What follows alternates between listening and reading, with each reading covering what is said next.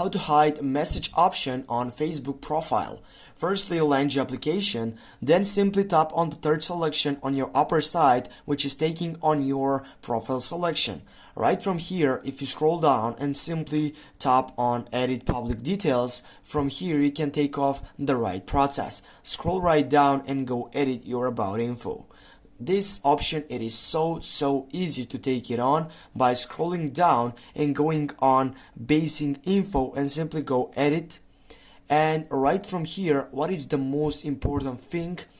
As you know, now here it is selected this year, which needs to be below 18 and under 13. Firstly, for example, if you take off a year, which from here you can choose it. I need, as you can see on this description says, you can choose from one of the birthdays that you previously listed on your profile or timeline.